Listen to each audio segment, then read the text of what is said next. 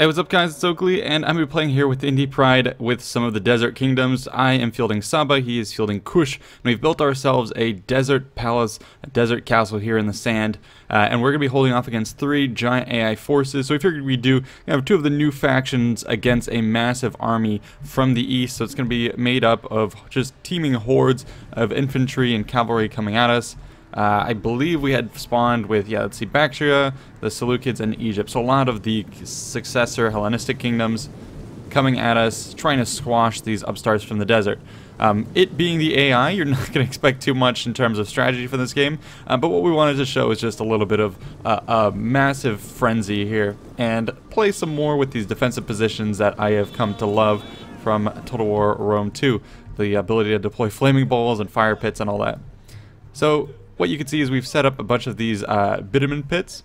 Behind that we have a whole crisscrossing array of these flaming balls with some cheap spears and swords, etc., and slingers to ignite them.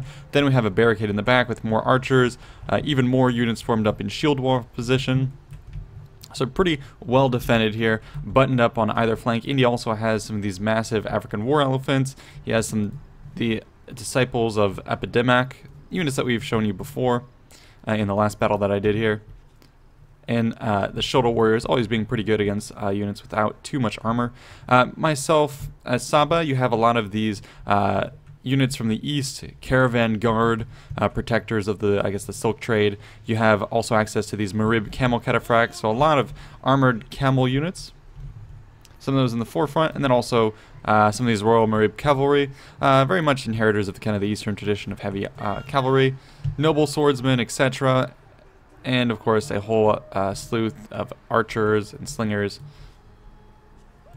And I do want to show you kind of my early game skirmishing here, again with just tribes people that you can bring for a lot of these desert factions. Relatively weak, but good use as fodder. And yeah, my camel archers are pulling up. They're going to start to wet the ground with the blood of this horde, but it's not going to be doing very much. They're moving up with their own javelin men and skirmishers, and this is just a little pinprick against the enemy.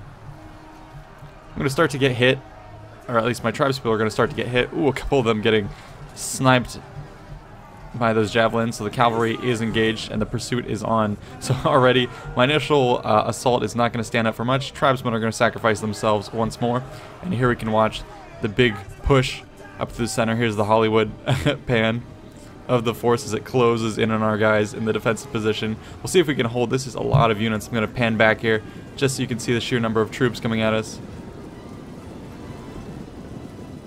Pretty crazy stuff. So here they come. Insane. Okay, so now that they're moving forward, we're going to try and tell our archers to fire at these positions. Let's watch from the slinger's perspective as everyone's going to start to cross the no man's land. And there you go. Some of the pits are going to be set on fire.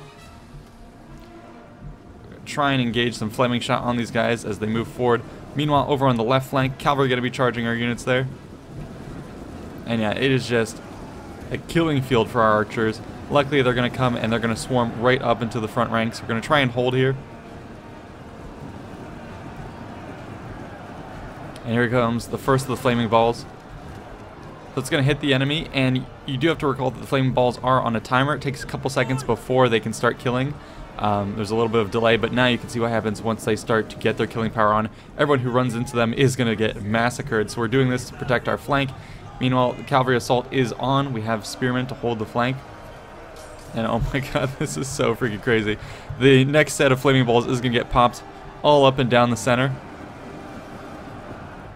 Again, our skirmishers and other units trying to hold firm. But yeah, here as the timer gets on, I think it should have triggered. So yeah, now these are going to be rolling over and killing people as the enemy tries to push forward. Even though this is on flat ground, still doing a fair amount of damage. And you know how the AI works. It's just going to pull right through these flaming balls, paying no regard to them. So there you have it. That's cleaving through the center. But we have enough of these deployables. And now we're going to fall back to other positions. My guys screaming as they try and run away from that are going to start to break down our own barricades, foolish as they are.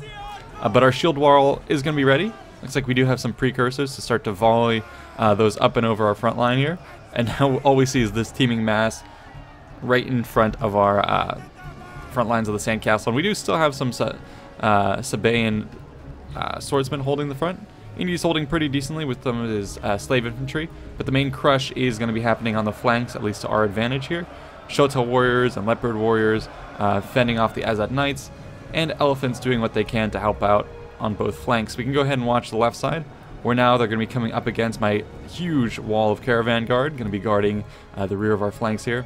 And then on this side, camel, archers, and other units in a hot mess with the enemy Median cav, etc.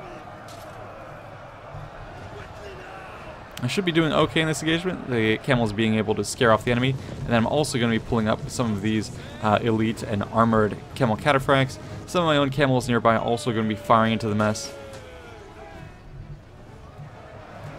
hitting these knights in the flank. But let's watch this as the tide breaks through, and it completely flattened our front lines here, as well as the defenses. And now here they come against the strong defensive line of the caravan guard. We do still have some elite swords, etc. It looks like trying to hold out, or spears I should say, from Indy's side. Kush holding the line here. And it looks like there are still some unused flaming balls, so despite, you know, us popping them off on this side where the enemy was thickest, it looks like some of them the enemy just swarmed over before it could get to them. We're going to be trying to fight an engagement to get back to those, but I'm not quite sure it's going to be successful. But yeah, look at this. 2 units. Actually, this is the Marib Royal Guard from my side.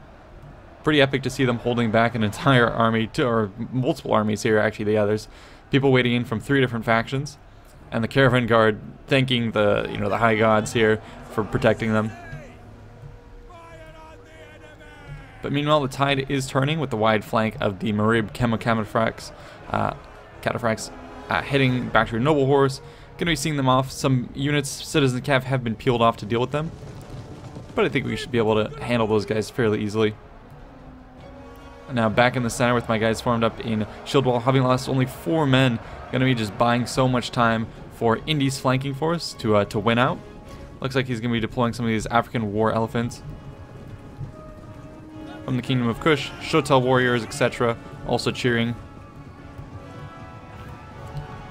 And now they're going to start to turn this flank, and this looks really crazy on the overhead. We're going to get a bit of an engagement. Got Kane here. Yeah, here comes the massive involvement on this side, as well as some of my guys starting to break through on this flank. It looks like where the defense is held, you can see no bodies here. All the killing was at the extremes. It looks like we're going to be able to fan out and start to chase off the javelin men, again being able to now secure a vice grip on the center, as long as our positions in the front can hold. Let's see how they're doing. 149, so yeah, only 11 and 6 having been lost there. I'm going to pour in to try and buff up these leopard warriors who may be hurting. And also here you can see me going beelining for these flaming balls. I don't care if it causes the suicide of my units. If I can get in at these and ignite them, it's going to do so much damage. And there's a ton of these just waiting to combust. I do believe you can hit them with fire arrows, but we tried doing that with the density of troops. They were catching the arrows before we could get them to the hay bales. Anyways, here comes the massive counter blow on this side, with the war elephants coming in. I would love to see a crossover between the North's war mammoths and some of the historical units, see how they fare between the two. Actually, any monsters would be insane. Being able to port over a dragon or even trolls in a battle like this would be really interesting. See how legions handle that, or even, you know, desert tribes handle it. But speaking of desert tribes, maybe we'll be able to see something in the future in Warhammer.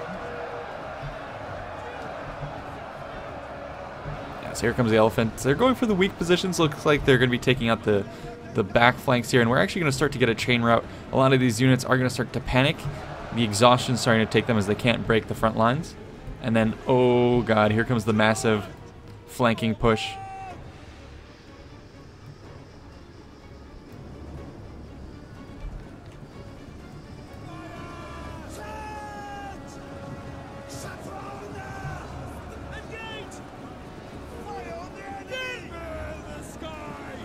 And elephants, as always, who can do so much damage against foes who stand up against them. Oh, actually, I was going to say that they're going to do so much damage here against foes who aren't standing up, but it looks like we do have a single unit holding the line. This is probably what, the Backshire Noble Guard? faction Royal Guard there. Yeah, so that the general's unit being the only one who's going to be able to take out these war elephants. Already 335 kills on them, and they're still at half strength, but against a hard target like this, we'll see what they can fare. But it looks like these faction Royal Guard may just be washed up in the extreme rout. I've never seen a rout this large. So many men fleeing the battlefield. This is what you could imagine would happen actually in ancient battles. Just imagine the battles of Alexander against the Persian forces. Once the the front line is disrupted and the enemy general routs Darius or Xerxes or whomever in these large-scale battles, people start to fend for themselves, and this is what potentially one of those large-scale routs would look like. Just men streaming kind of aimlessly in the back, perhaps back to camp, perhaps just seeking the hills to escape the slaughter. And this is where actually battles would then turn to flight. Most of the casualties would be dealt, and this would take the greater part of a day as the successful faction is then going to try and chase down the enemy, both with cavalry, light troops, and even their infantry. It could also be sections where the battle might be lost. So imagine here you're on the left flank and you see all these men running away. How tempting of a target is it to just pursue these guys forever, keep them running off the battlefield? But if you do that, you would be leaving the entire center to collapse. So that's another thing that happens kind of historically, is a rout can actually be a bait for a force to have a lot of extra units and not recommit them to places where they would need to be, so presumably here in the center, for instance. And that's one of the things that very disciplined forces could do. The Romans were able to kind of dispatch troops, force them to flee, regroup, and turn about. It's one of the notable things that happened with the Numidian cavalry, Battle of Cannae. A lot of emphasis is placed on the fact that the Carthaginians were able to regroup them after dispatching of the Roman cavalry, and then wheel back around, reform, and hit the Romans in the rear. So we're seeing a bit of that in action. Of course, it's a lot easier here when you have an eye in the sky and godlike ability to command your troops, but that's something you shouldn't take for granted in historical battles. Now with the fires still burning, my units are going to pull through. So a couple of these tribesmen are going to die here in the pitch. God, this is so apocalyptic.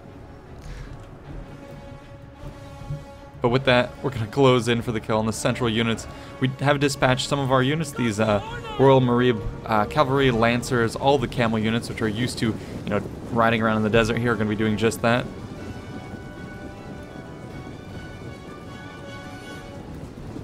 Getting so many kills. So yeah, tons of units dispatched to the rear to see them off. And we're doing a pretty good job here, I would say. Camel archers as well, going to be picking the enemy apart.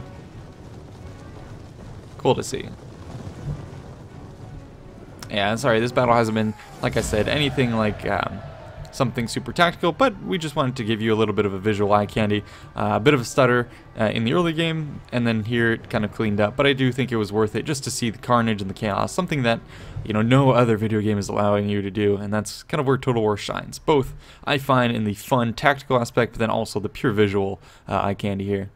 So let's end the replay and just take a look at some of the kills on our forces here. Looks like we have about 8,000 on our side, and they have 12k on their side. Or no, sorry, this is like 10k. About 10k. Yeah, so huge numbers on all flanks. Let's see Indypride, who got the most kills, 456 here. And as always, these Shotel warriors seem to do really well on the attack. Yeah, look at this. All his mass ranks of Shotel, 202, 202, 44, 264. Really epic on those guys. You're going to see them a lot in Kush builds. They seem to fare very well. But you do have to find a way to neutralize them. Having a shield, they can take archer fire pretty well. Not quite sure what the best way is to handle them. Probably just run them over with cavalry. But then again, Kush does have some pretty good desert cav and ability to kite itself. So yeah, keep that in mind. And that's kind of the way I counter them in my early battles with Indy. Meanwhile, if you look at my forces, a lot of damage being done by these mercenary Muscat marauders, probably due to the fact that they have these axes that allows them to do a lot of chopping. And oh my god, the noble sword is 595. That's insane, more than the elephants. And then the royal cavalry, etc. Pretty heavy contingent if you look at my forces of skirmishers. So I was surprised I was able to hold the line. The sturdiness of the caravan guard, and especially where my Marib royal guard, they're holding out super well.